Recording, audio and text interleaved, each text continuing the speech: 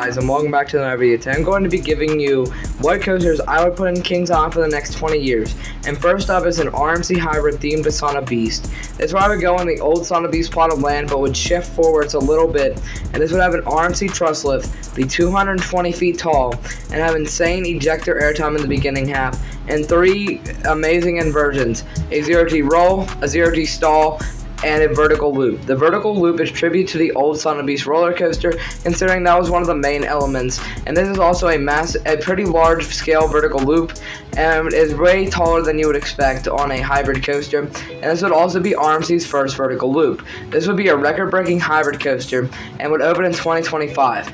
Because that would be many years after that would be 7 years after Steel Vengeance. So Cedar Fair may be ready to top Steel Vengeance with a new hybrid coaster. It would be the tallest, fastest, and also the longest, as it is much longer than many other hybrid coasters out there.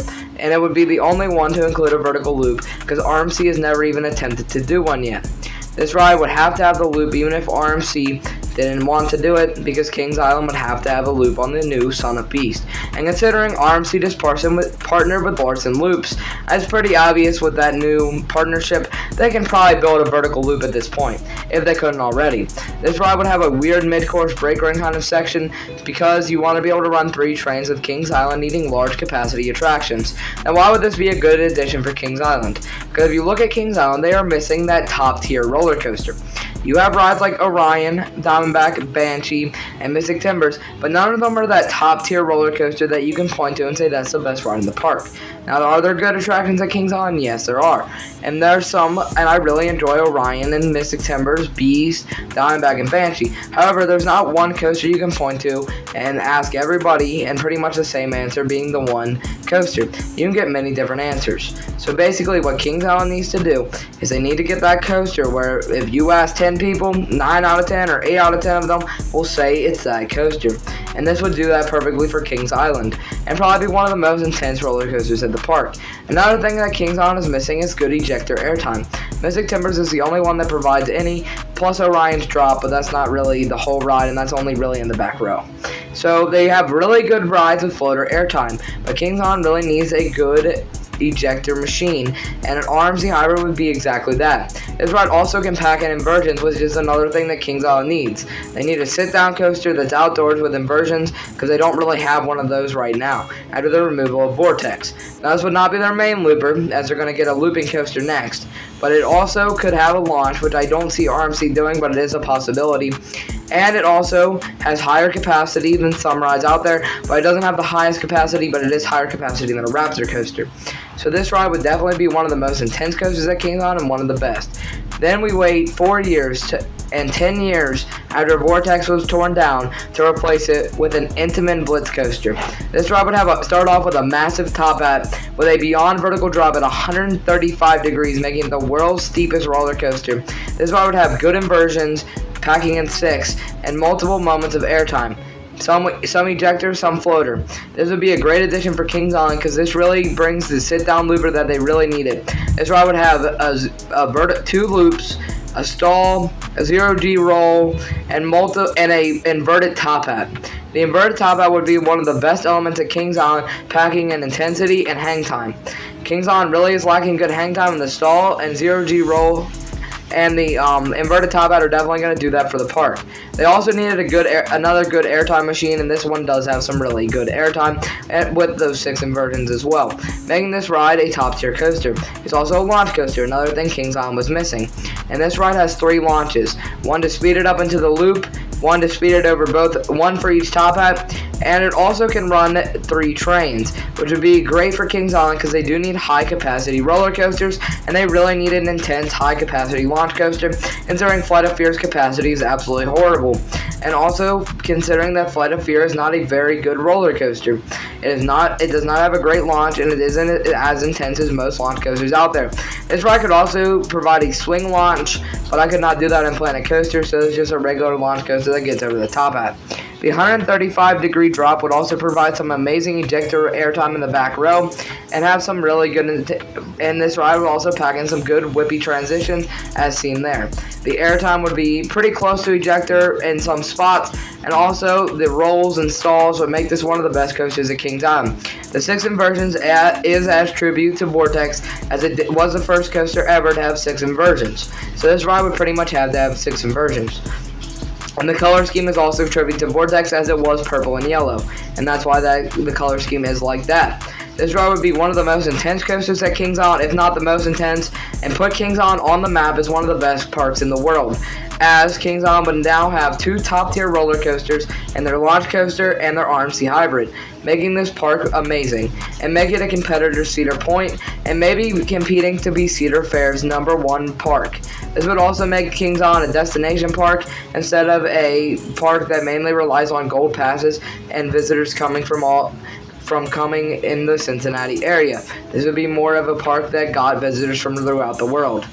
Now, in 2030, Kings Island removes Congo Falls.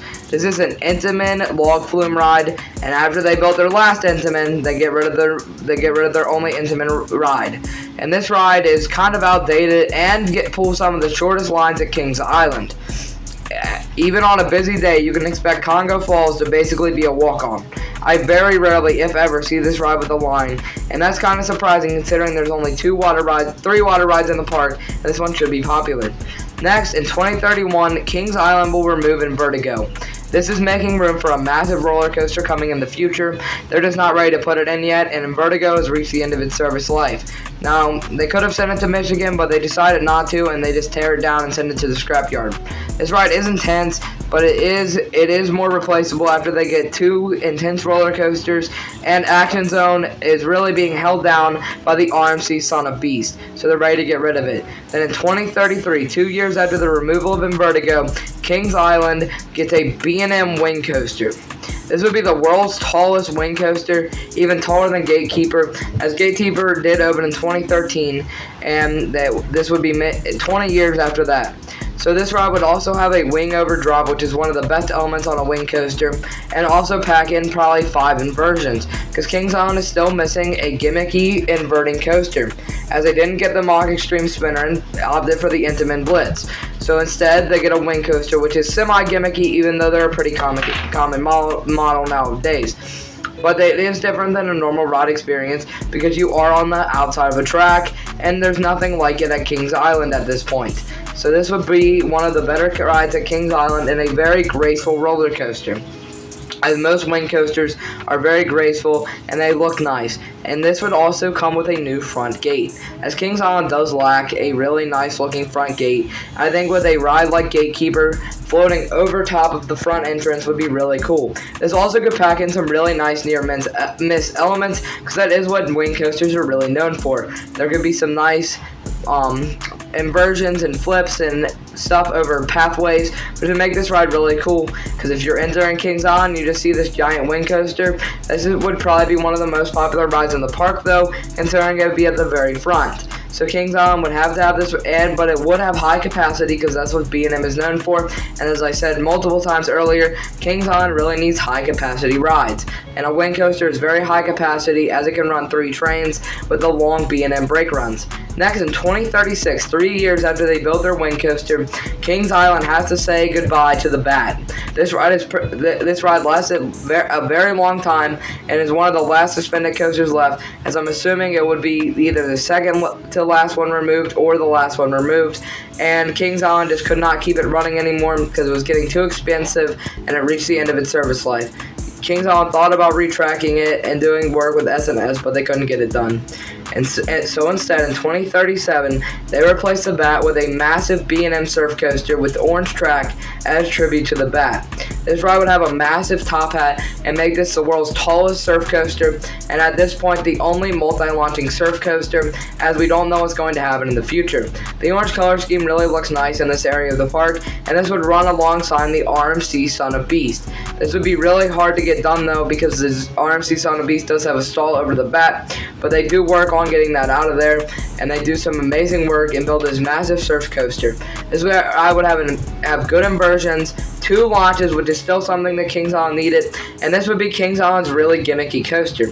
This ride has a top hat, a 0G stall after the second launch, and then after that launch it pretty much hits the brake runs. This ride has multiple inversions and also some good airtime throughout its layout. Next, in 2040, Kings Island removes Flying Ace aerial chase at the end of the season, as this ride has reached the end of its service life and is also a very old and rough attraction.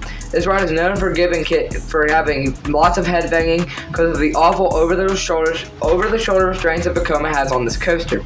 Kings Island decided to remove it because it was not very good in ridership, or it did not have very good capacity either. And Kings Island really needs a high-capacity family attraction to put in this area.